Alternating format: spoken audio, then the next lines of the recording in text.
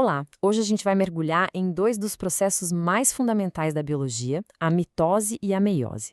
Pensa neles como se fossem os dois grandes roteiros que a vida usa para se construir e, claro, para continuar existindo. E para começar, uma pergunta: o que um simples corte no dedo cicatrizando tem a ver com a criação de uma vida inteira? Bom, tudo. Os dois processos dependem da divisão das células.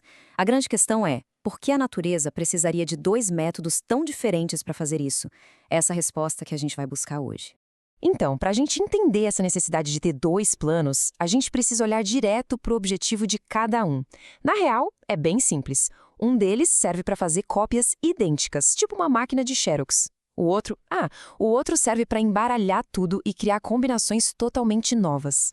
E tudo isso parte de uma regra de ouro da biologia. Toda e qualquer célula nova vem de outra que já existe. Não tem mágica.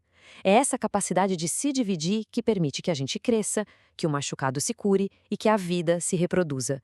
É basicamente o motor de tudo que é vivo. Ok, mas calma. Antes da gente mergulhar de cabeça nos processos, a gente precisa alinhar o vocabulário. Sabe, é crucial entender a linguagem da genética e quem são as peças-chave nesse jogo. Vamos construir essa base rapidinho. O ponto de partida é ele, o cromossomo. Tente imaginar todo o manual de instruções para construir um ser vivo compactado num pacotinho minúsculo. Esse pacotinho de DNA super organizado é o cromossomo. É lá que estão os nossos genes, as receitas para tudo. E a história fica ainda mais interessante. Esses manuais de instrução não vêm sozinhos, eles vêm em pares. Para cada cromossomo que a gente tem, existe um parceiro correspondente, um homólogo. Um veio do nosso pai, o outro da nossa mãe. E eles carregam genes para as mesmas características. E isso nos leva direto para uma distinção vital. Uma célula que tem esses pares completos, ou seja, dois conjuntos de cromossomos, a gente chama de diploide. O di vem de dois, fácil de lembrar. Agora, se a célula tem só um conjunto, a metade do pacote, ela é haploide. E para isso ficar bem concreto, vamos usar nós humanos como exemplo. Quase todas as células do nosso corpo, pele, músculos, neurônios, são diploides. Elas têm 46 cromossomos, organizados em 23 pares. Já as células reprodutivas, o espermatozoide e o óvulo, são as exceções, são haploides, com só 23 cromossomos. E o porquê disso vai ficar claro já já. Beleza, com a base pronta, vamos ao nosso primeiro processo, a mitose. A melhor forma de pensar nela é como uma máquina de fotocópias do corpo. O objetivo dela é um só: criar células que são geneticamente idênticas. Mas cópias perfeitas para quê? Bom, para basicamente tudo que envolve crescimento e manutenção. Para a gente crescer de um embrião até um adulto, para nossa pele se regenerar depois de um arranhão, para substituir as milhões de células que morrem todo dia. Adivinha? É tudo mitose. Ela é a grande responsável pela manutenção do indivíduo. E olha, o processo é uma dança celular super coreografada. Na prófase, os cromossomos se compactam. Na metáfase, eles se alinham bem no meio da célula, numa fila perfeita. Depois vem a anáfase, quando as cópias idênticas são puxadas para lados opostos. E por fim, na telófase, a célula se prepara para se dividir em duas. E qual o resultado final dessa dança? Duas células filhas.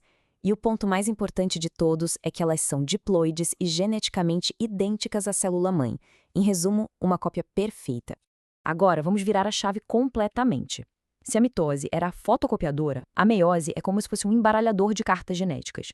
O objetivo aqui não é fazer cópia, é criar diversidade, é preparar o terreno para a reprodução. E aqui está o grande segredo da meiose, o chamado crossing over. Durante a primeira fase, os cromossomos homólogos, aquele par que veio do pai e da mãe, eles se aproximam, se abraçam e trocam pedaços de DNA entre si. É aqui que a mágica da variabilidade genética acontece, criando combinações que nunca existiram antes. A meiose tem duas grandes etapas. Na meiose 1, a jogada principal é separar os pares de cromossomos homólogos. Isso já reduz o número de cromossomos pela metade. No final dessa primeira fase, a gente já tem duas células haploides. Já a segunda divisão, a meiose 2, é muito parecida com a mitose. A diferença crucial, claro, é que ela começa com células que já são haploides. O objetivo aqui é simplesmente separar as cópias de cada cromossomo que ainda estavam juntas. E o grande resultado de todo esse processo: 4 células. Mas atenção! Todas elas são haploides e, o mais importante, são geneticamente únicas. Nenhuma é igual à outra e nem a célula original. Esses são os gametas, prontos para a reprodução. Certo. Agora que a gente já viu os dois processos em detalhes, chegou a hora de colocar os dois lado a lado. Vamos para o confronto final para responder, de uma vez por todas, a nossa pergunta lá do começo. E essa tabela aqui resume tudo de forma brilhante. Olha só. Número de divisões, 1 na mitose, 2 na meiose. Células produzidas, 2 idênticas na mitose, 4 diferentes na meiose. Composição genética, cópia contra mistura. E a função principal, uma é para crescimento e reparo, a outra é para reprodução sexuada. São propostas totalmente distintas. Se a gente quisesse resumir numa única frase, seria assim: a mitose trabalha para a sobrevivência e a manutenção de um único organismo. Já a meiose trabalha para a sobrevivência e evolução da espécie inteira. E por que isso é tão importante, afinal? Porque a mitose garante a estabilidade. Ela faz com que uma célula da sua pele seja sempre uma célula da pele. A meiose, por outro lado, é o motor da diversidade. E essa diversidade é a matéria-prima para a evolução, para permitir que as espécies se adaptem a novos desafios. E para terminar, fica uma reflexão. A vida precisa tanto da estabilidade para funcionar no presente, quanto da mudança para sobreviver no futuro. Entre esses dois planos mestres, a estabilidade da mitose e a mudança da meiose, qual deles define o destino da vida a longo prazo? Fica aí a questão.